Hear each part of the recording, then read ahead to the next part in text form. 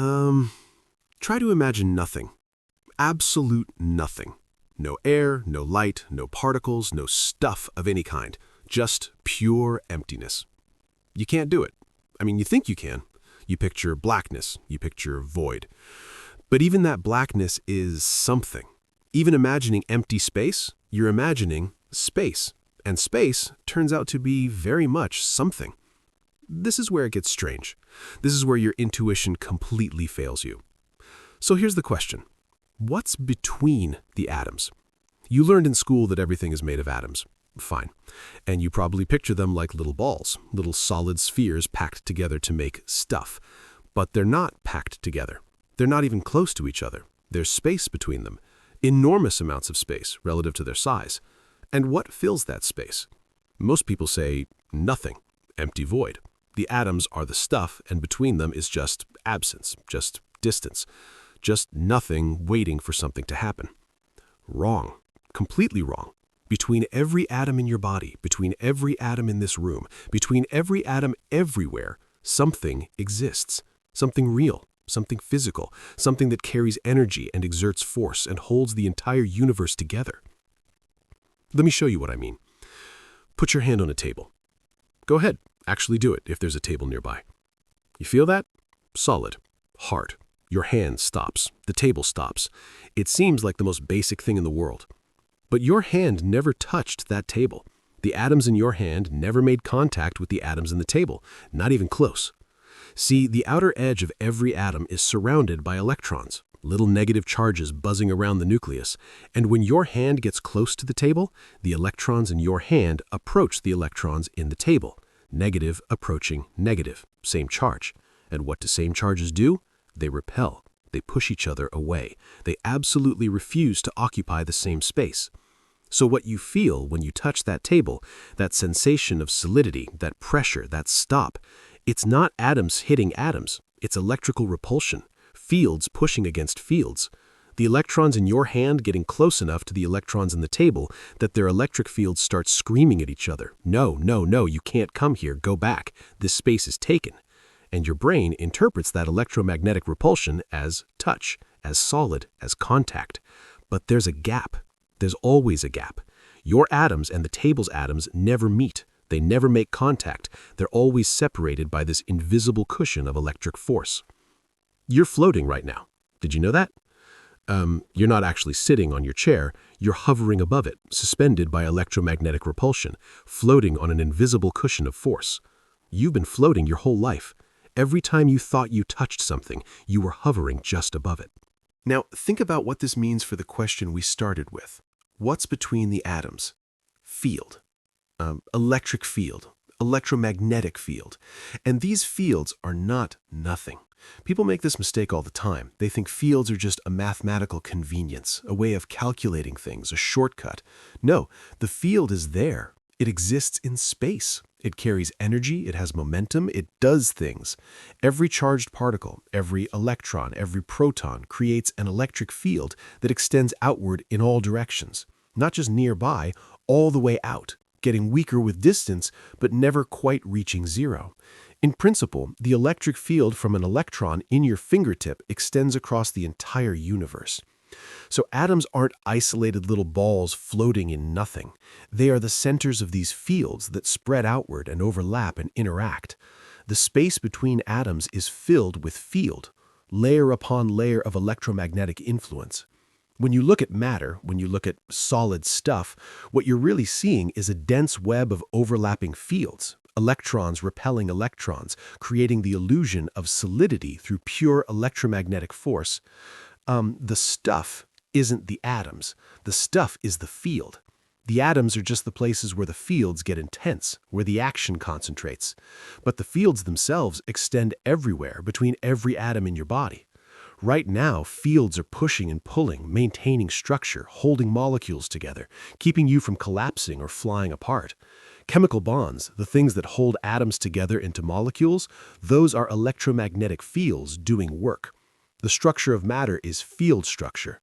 So already the answer to what's between the atoms is not nothing. It's field. It's electromagnetic influence. It's the invisible fabric that makes touching possible by making it impossible.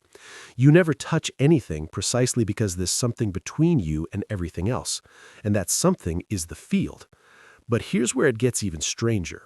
So we've established that the space between atoms is filled with fields, electromagnetic fields reaching out from every charged particle, overlapping, interacting, creating the invisible fabric that holds everything together.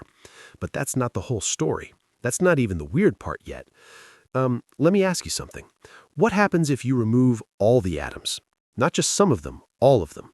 You take a region of space and you pump out every single particle of matter, every atom, every molecule, every speck of dust. You create the most perfect vacuum possible. Now what's there? Nothing, right? That's what vacuum means. That's what empty means. You took everything out, so nothing remains.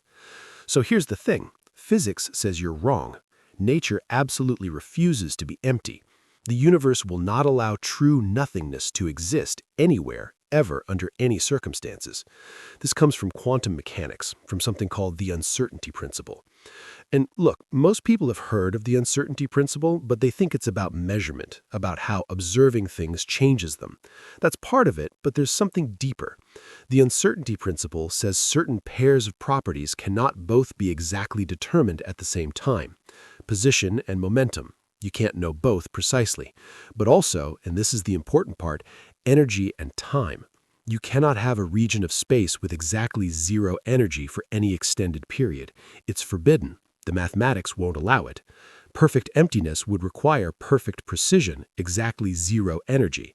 And quantum mechanics says, no, you don't get that kind of precision. Nature doesn't work that way. So what happens instead? The vacuum fluctuates. Even with nothing in it, even with every particle removed, space itself is restless. It shivers. It can't hold still. Pairs of particles appear out of nowhere, literally out of nothing. A particle and its antiparticle, an electron and a positron, a quark and an antiquark. They pop into existence spontaneously. They exist for an incredibly brief moment, so short you almost can't define it. And then they find each other, annihilate, and vanish. Gone, like they were never there. Virtual particles. They're called virtual because you can't catch them, can't trap them in a jar and study them. They exist too briefly, but they're real. They have effects, measurable effects. So now you're asking, wait, where does the energy come from? You can't make particles out of nothing. That violates conservation of energy. Something can't come from nothing.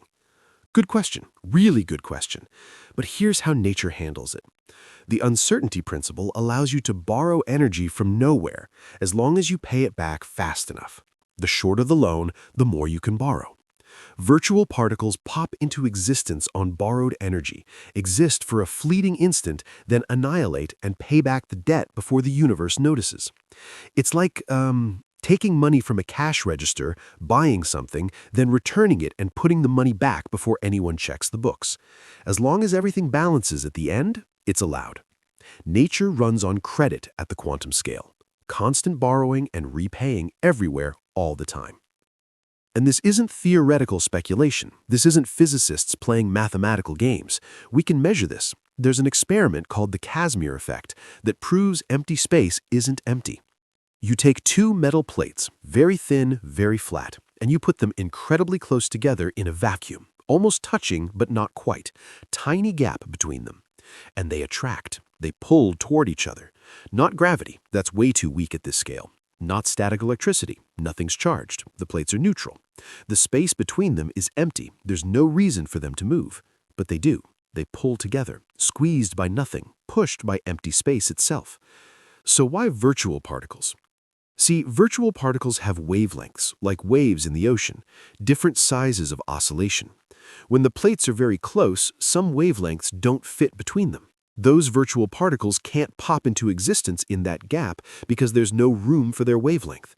So you get fewer virtual particles between the plates than outside them. More quantum activity outside, less inside. That imbalance creates pressure, more pushing in than pushing out. The plates move together. This has been measured precisely. The force matches exactly what quantum mechanics predicts. Empty space exerts pressure. The vacuum pushes things around. Now think about what this means for our question. What's between the atoms?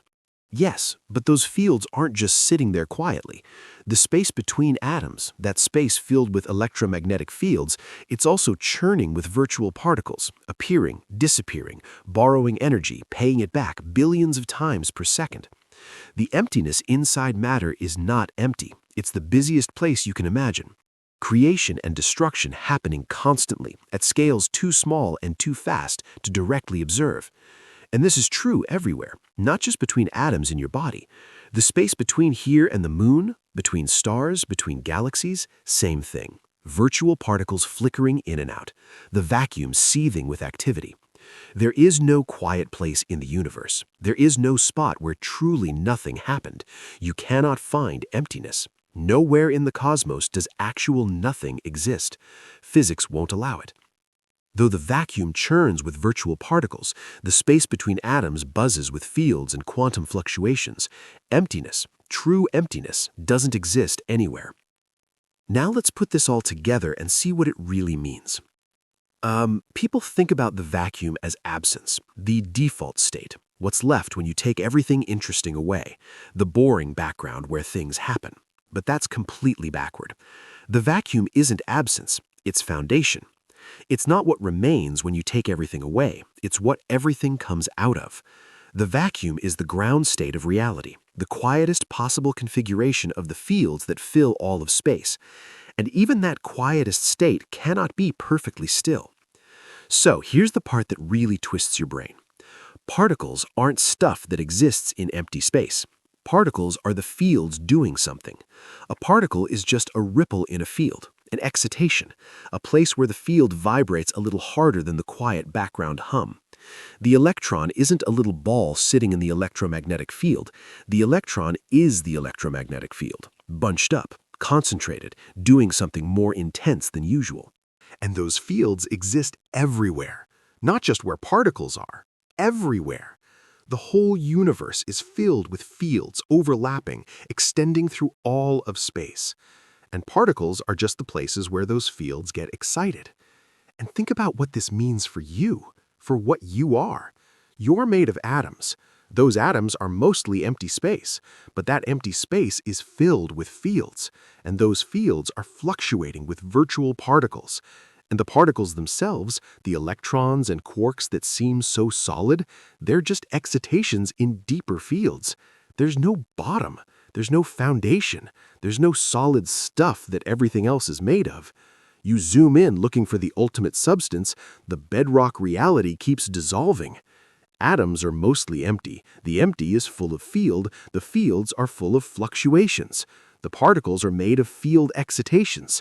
Fields all the way down. So it's like looking for the bottom of a lake and discovering the lake has no bottom, just water all the way down, getting stranger and darker the deeper you go, but never hitting rock. At some point you have to accept there is no rock. There's just process, just activity, just things happening. The universe isn't made of stuff, it's made of happening. Matter isn't substance sitting in empty space. Matter is space doing something. A different configuration of the same fields that make up the vacuum. You and the empty space next to you are made of the same thing, the same field, the same quantum foundation. You're just arranged differently.